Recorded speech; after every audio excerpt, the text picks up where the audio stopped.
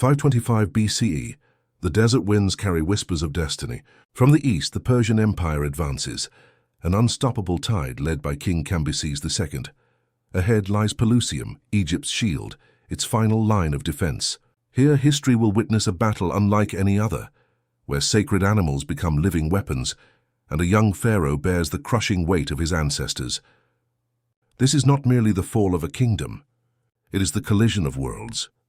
The day Egypt lost its crown. At the dawn of the 6th century BCE, a new empire rose in the east. The Persians, under Cyrus the Great, had already toppled the mighty Babylonian Empire and stretched their influence across Mesopotamia, Anatolia, and beyond. When Cyrus died, his son Cambyses II inherited not only the throne, but also an unquenchable ambition to bring Egypt, the ancient land of pharaohs, under Persian control. To Cambyses, Egypt was more than a distant prize. It was the last independent power standing at the edge of his father's conquests. Its wealth, its fertile Nile, its legendary temples, all promised glory and legitimacy for the Achaemenid kings. But Egypt was no easy target. Protected by deserts on all sides and shielded by the great Nile Delta, it had repelled countless invaders for centuries. For Cambyses, conquering it would mean doing what few had ever achieved, breaking the unbroken kingdom. In 525 BCE, Egypt was no longer the empire it once had been. The days of the great pyramid builders were long gone, and though Egyptian culture remained rich and deeply spiritual, its political strength had begun to wane. On the throne sat Psamtik III, a young and untested pharaoh. Barely in his 20s, he inherited the crown after the death of his grandfather, Cambyses II, who had managed to keep Egypt stable through diplomacy and alliances. But Psamtik was inexperienced, and his kingdom was vulnerable. Inside Egypt, the priesthood of the powerful temples held immense influence, often more loyal to their gods than to the pharaoh himself. Foreign mercenaries, Greeks, Carians, and others made up much of Egypt's army, for its native forces had diminished over centuries, and beyond its borders, threats loomed. The Persians to the east, newly invigorated under Cambyses, were hungry for conquest. To the west, Libyan tribes raided along the desert frontiers. Psamtik III stood at the center of a storm he could not control. To his people, he was a living god, the embodiment of Horus on earth. But to Cambyses II, he was merely the final obstacle to Persian domination of the known world. From the heart of the Persian Empire, Cambyses II led one of the most ambitious campaigns of antiquity. His target, Egypt, the land of the Nile. The Persian army was vast, tens of thousands of soldiers, disciplined and hardened from years of conquest. Alongside them marched cavalry, archers, and engineers, capable of building bridges, siege towers, and war engines that dwarfed anything the Egyptians could field. But conquering Egypt was no simple task. Between Persia and the Nile stretched deserts, harsh and unforgiving. Cambyses prepared meticulously. He secured alliances with Arab tribes, ensuring a steady supply of water and provisions along the desert routes. Without this, the Persian army would have perished under the burning sun. This was no reckless invasion. It was strategy on a grand scale. The Persians advanced like a tide, unstoppable and inevitable, while their king carried not just swords and spears, but also divine ambition. Cambyses sought to prove himself greater than his father, Cyrus the Great, by subduing Egypt, the last great independent kingdom standing between Persia and total dominance. And so, step by step, the sands trembled under Persian boots, until their shadow fell upon Pelusium, the gateway fortress of Egypt. For here, the destiny of nations would be decided. Pelusium, the fortress city guarding Egypt's eastern frontier. Behind its walls, Pharaoh Psamtik III gathered his forces. The Egyptians were proud, fierce, and determined to defend the land of the Nile. But the Persians did not come only with weapons. They came with cunning. Cambyses II knew the Egyptians revered their gods above all else, and among these gods were the sacred animals, cats, ibises, and other creatures tied to divine power. To harm them was unthinkable, an act of sacrilege that would bring eternal damnation. So in a move that stunned history, the Persians painted the images of Bastet, the cat goddess, upon their shields. Some accounts even tell that they drove live animals before their ranks, letting cats run amidst the battlefield.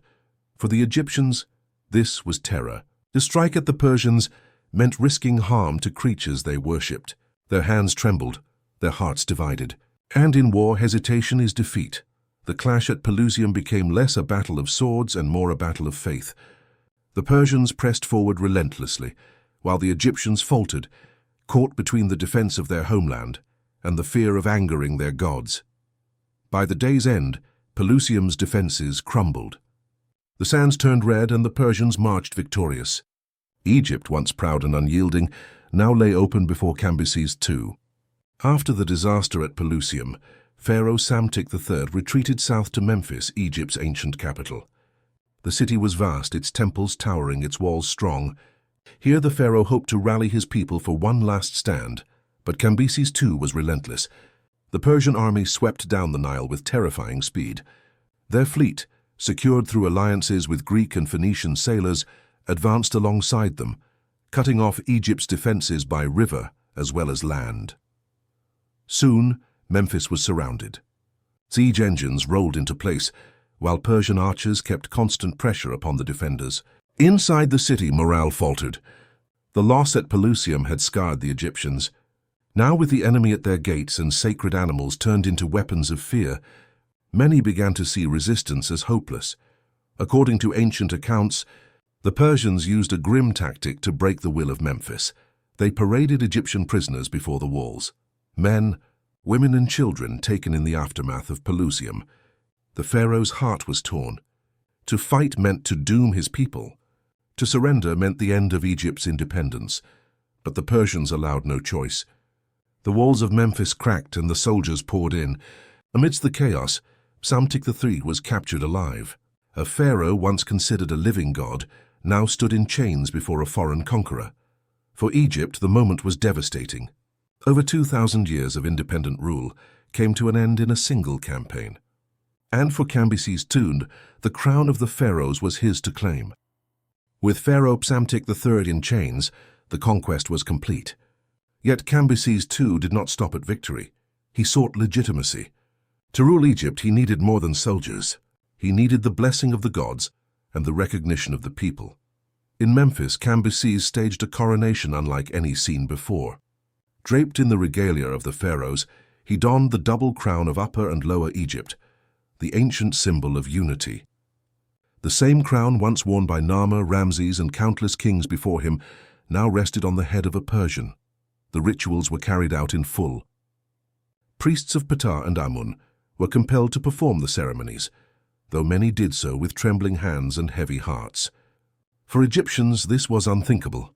A foreigner, an outsider, seated upon the throne of Horus. Yet Cambyses understood power was more than conquest. It was theater. By presenting himself as pharaoh, he did not just claim Egypt as territory. He claimed its soul, its gods, its history, but whispers spread quickly.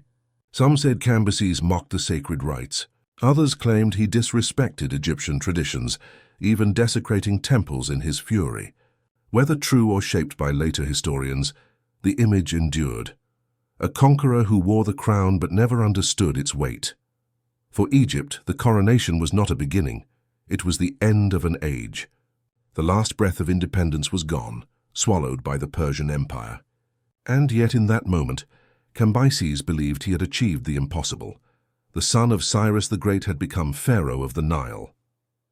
Though Cambyses II sat upon the throne of the pharaohs, Egypt's spirit was not so easily broken. From the deserts to the delta, whispers of rebellion spread like wildfire. The people, still loyal to their gods and traditions, could not accept a foreigner as the son of Horus. Psamtik III, though captured, remained a symbol of resistance. His family and loyal generals sought to rally support, calling upon Egypt's warriors and priests to rise against the Persians. Temples became sanctuaries of defiance, where scribes wrote prayers for liberation, and soldiers swore oaths of vengeance. But Cambyses was ruthless. Each sign of rebellion was met with swift punishment. Leaders were executed, sacred sites looted, and families torn apart. The Persian grip tightened, and fear became a weapon as sharp as any sword. Yet the Egyptians did not stop resisting.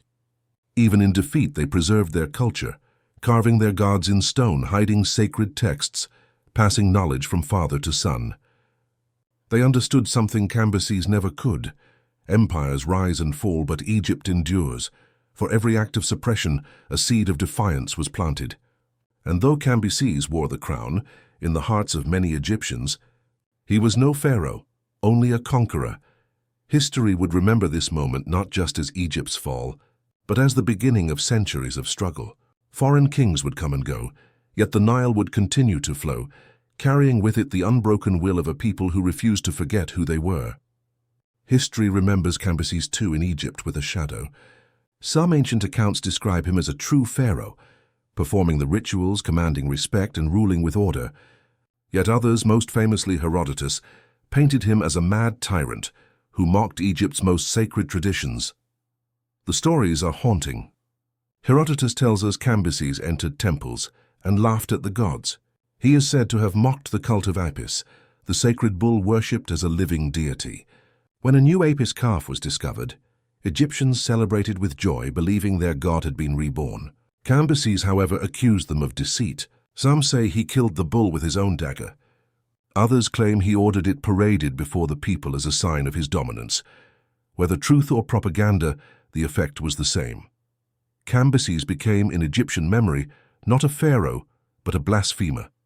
The Nile's people saw him as a foreign king who wore their crown but spat upon their faith. Still, even amid these tales, fragments of another image remain. In administrative records, Persia allowed Egyptian officials to continue their duties, and temples still received resources. Cambyses may have been cruel, or perhaps the stories were shaped by those who despised foreign rule, but perception is power. To the Egyptians, Cambyses was remembered not as a savior or even as a conqueror, but as the man who dared to laugh at their gods. And in the struggle between empire and belief, that laughter would echo far longer than his crown. Cambyses had Egypt in his grasp, but shadows are never so easily conquered. Though Psamtik III was defeated and taken prisoner, his family and loyal allies scattered across the land. Some fled to Nubia, seeking refuge among Egypt's southern neighbors. Others vanished into the deserts, rallying tribes and mercenaries to their cause. These fragments of resistance carried with them more than swords. They carried memory, the belief that Egypt's throne was not lost, only stolen. Persian rule weighed heavy on the people.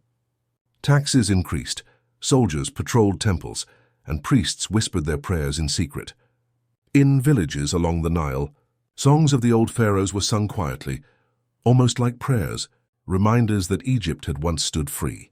The Persians could claim crowns, titles and monuments, but they could not erase identity. For every Egyptian who bent under the weight of empire, another kept alive the dream of restoration. Psamtik III's bloodline, though weakened, became a symbol, a spark hidden beneath ash. For decades, rebels invoked his name, claiming descent or loyalty to his cause. Some sought to ally with foreign powers. Others prepared uprisings that would flare and vanish like fire in dry reeds.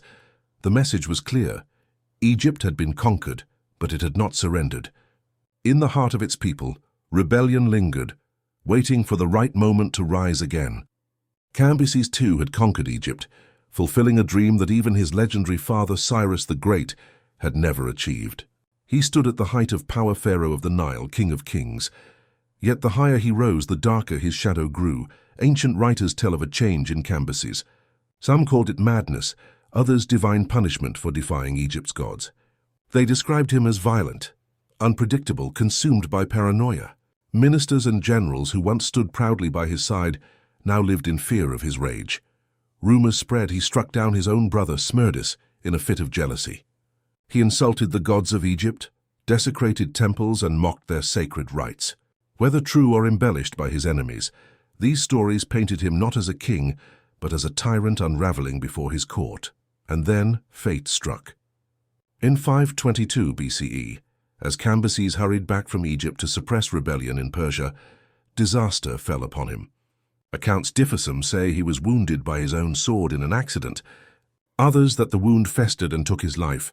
Far from home, surrounded not by loyal Persians but by the sands of Syria, Cambyses II died suddenly. He had won Egypt, but he would not keep it. His empire, so carefully built, was thrown into chaos.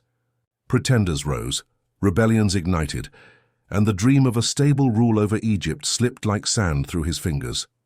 In death, Cambyses became a cautionary tale, a conqueror who seized a crown but lost his soul, a pharaoh remembered not for glory but for madness. With the death of Cambyses II, Egypt did not return to freedom. Instead, it was drawn deeper into the machinery of the Persian Empire. The once sovereign kingdom of the Nile became a satrapy, a province ruled not by pharaohs of Egyptian blood, but by governors loyal to the King of Kings in Persepolis. For the people of Egypt, life changed in subtle yet profound ways. Taxes increased, no longer serving their temples and monuments, but flowing eastward to sustain Persia's armies and palaces. Persian administrators oversaw the collection of grain, gold, and livestock, integrating Egypt's vast wealth into the imperial economy. Still, Persia was pragmatic. The Persians allowed Egyptian priests to continue their rituals, and local officials often retained their posts. Temples remained centers of culture and learning, and the Nile continued to feed the land as it always had. To many peasants, daily life did not change overnight, but beneath the surface resentment brewed. Egypt had always seen itself as the center of the world, the land chosen by the gods. To live under foreign rule, even one that wore the crown of Pharaoh, was a humiliation. Every coin sent to Persepolis, every Persian soldier walking the streets of Memphis, was a reminder that Egypt no longer held its own destiny. The satrapy system bound Egypt into the empire, but it also sowed seeds of unrest. For while Persia sought to govern with order, Egypt's pride endured. The people never forgot that they had once been masters of their own fate, and in that memory lay the promise of rebellion. Even under the iron grip of Persia, Egypt's spirit refused to bow. Within years of the conquest, sparks of rebellion began to ignite. Local governors, soldiers loyal to the old pharaoh, and priests of the temples coordinated uprisings in secret. The Nile's towns and villages whispered of vengeance and freedom, passing messages along hidden channels like lifelines of hope. One of the most daring revolts took place in the Delta, where mercenaries and farmers joined forces to attack Persian garrisons. Though the Persians crushed these uprisings with brutal efficiency, the very act of defiance inspired others. Each failed revolt became a story, each execution a warning, but also a testament to the enduring courage of the Egyptian people. The Persians learned quickly that ruling Egypt required more than armies and crowns. Psychological control, co-opting local elites, and respecting certain religious traditions were as essential as the walls and weapons of their forts. Cambyses' successors adapted, blending fear and pragmatism, but Egypt's will to resist never disappeared. For centuries, even as satraps governed from Memphis and Thebes, Egypt simmered with unrest. Rebels plotted in secret, and loyal families maintained networks of knowledge and culture. To Persia, Egypt was a province to administer. To Egyptians, it remained the land they would one day reclaim. In every quiet village along the Nile, in every hidden temple chamber, the fires of revolt continued to burn, proof that even the greatest conqueror could not extinguish a people's memory of freedom. Though Persian governors ruled from Memphis and garrisons patrolled the Nile, Egypt's culture endured, undaunted by foreign crowns or armies. Temples remained the heart of society. Priests continued rituals, festivals, and the careful maintenance of sacred texts. Even when coins and tribute were sent to Persepolis, the Nile flowed, and the gods were honored in secret. Artisans carved hieroglyphs and statues, preserving stories of pharaohs long gone. In homes and markets, Egyptians whispered tales of their ancestors, reminding each generation of a heritage that could not be conquered. Even children learned to recite prayers in the ancient language of the Nile, keeping memory alive like embers glowing beneath ashes. Persia had power, but it could not impose belief. Egyptian religious practice was deeply entwined with daily life, from offerings to the gods to the veneration of ancestors. The Persians tolerated these traditions, aware that ignoring them could spark revolt. Yet this tolerance allowed the Egyptians to maintain their identity. In art, architecture, and ritual, Egyptians subtly resisted assimilation. They adopted some Persian innovations, coins, administrative techniques, but never at the expense of their own culture. Inscriptions from this period show kings of Persia depicted as pharaohs, yet often alongside unmistakable Egyptian iconography, a silent reminder that the land's soul remained Egyptian. By blending endurance with adaptation, Egypt survived. The Persians could claim crowns and lands, but the people's identity, rooted in millennia of history, remained unbroken. Even in chains, Egypt's spirit endured, waiting for the day it could rise anew. The Persian conquest of Egypt in 525 BCE left marks that would endure for centuries. Administratively, the empire introduced new systems of governance. Satraps collected taxes efficiently, armies were organized with Persian strategies, and roads and communication networks connected Egypt more directly to the wider Achaemenid world. These innovations, though imposed, laid foundations that future rulers would later adopt and adapt. Yet the conquest also brought suffering. Heavy taxation, foreign garrisons, and intermittent purges disrupted local life. Some temples were looted, and rebellions were met with ruthless suppression. To many Egyptians, Persia represented subjugation, a foreign hand reshaping the destiny of their ancestral land. Despite these challenges, cultural exchange occurred. Persian art, clothing styles, and coinage blended subtly with Egyptian traditions. Some officials learned Egyptian language and customs, while local Egyptians adopted certain Persian practices. It was a forced, uneasy fusion, but one that shaped the evolution of Egyptian society during the First Persian period. Above all, the conquest reinforced a vital lesson for Egypt. Survival required resilience. The people adapted without surrendering their identity. They endured, preserved their religion and art, and held fast to the memory of independence. Even foreign kings, as powerful as Cambyses, could not erase the legacy of millennia of Egyptian civilization. The Persian conquest was thus both an end and a beginning, the fall of Egypt's last native pharaoh, and the integration of its land and culture into a vast empire, a testament to the enduring tension between domination and identity. The conquest of Egypt by Cambyses II in 525 BCE was more than a military victory. It was a collision of civilizations. A young Pharaoh, Psamtik III, fell before the might of the Persian Empire, and centuries of independent rule came to an abrupt end. The Nile, once the symbol of Egyptian sovereignty, flowed under foreign crowns. Yet the story of Egypt under Persian rule was not merely one of defeat. It was a story of resilience, adaptation, and the enduring power of identity. Temples continued to operate, hieroglyphs continued to be carved, and the Nile continued to nurture a civilization that refused to vanish. The people learned to survive, blending pragmatism with tradition, submission with subtle defiance. Cambyses II's triumph demonstrated the reach of empires, the ambition of rulers, and the fragile nature of kingdoms. But the Egyptian spirit, rooted in millennia of history, faith, and culture, remained unbroken. Even under foreign crowns, the memory of independence, the reverence for the gods, and the pride of the people persisted. The echoes of this conquest resonate through history, a cautionary tale of ambition and overreach, a testament to human endurance, and a reminder that while empires may rise and fall, culture and identity endure beyond the span of any king. Egypt lost its pharaoh that day, but it never lost itself.